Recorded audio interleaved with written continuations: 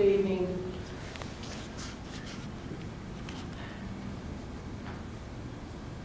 Nicole Virgil.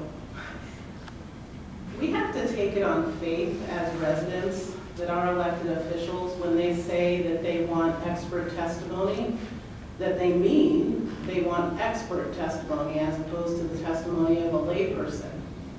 This being my first go-around with any municipal government on something of this nature, I took it on faith that when you all said you wanted expert testimony, I really tried hard to find relevant, specific testimony on the specific areas that apply to our project from regional people with expertise far beyond my own, as I've only been growing food for less than half a dozen years. I'm not an expert, clearly. But when the experts came, we've had expert testimony now from advocates from urban agriculture, the University of Illinois Extension Office, and Angelic Organics to speak about thermal mass, then appropriate or necessary amount of square footage for a family to grow food, what would be appropriate. We submitted that testimony in good faith that it would be listened to. And there is no evidence whatsoever that any of the expert testimony has been assimilated, listened to, considered. I am aware that there's some hesitance to the appearance of hoophouses. That seems to be the primary driver. Some of the opposition's facts seem to stem from a desire to conform facts to their opinion that they don't want it.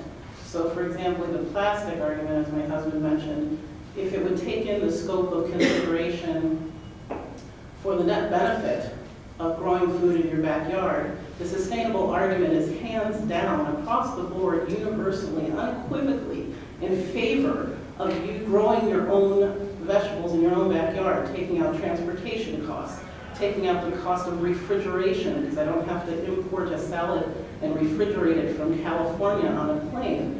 It's absurd, and yet the factual testimony and the scope of it is being repeatedly ignored.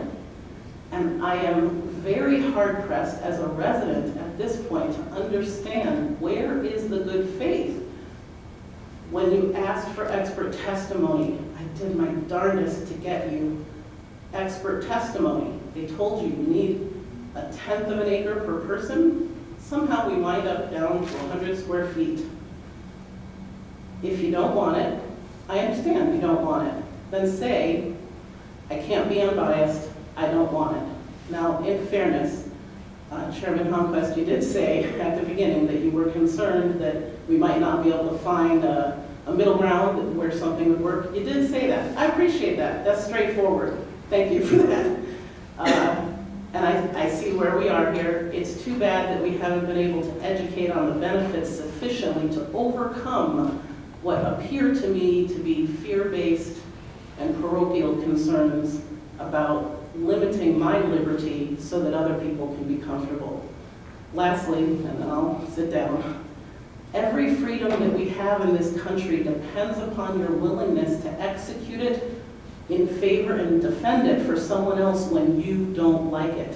For example, freedom of speech is to protect the speech that's not pleasant. It's to protect the speech of people saying stuff you don't like. That's what freedom is. If there were freedom in this community, even if you didn't like my hoop house, you'd protect my freedom. And I understand now that's not the orientation of this city government. I'm very disappointed.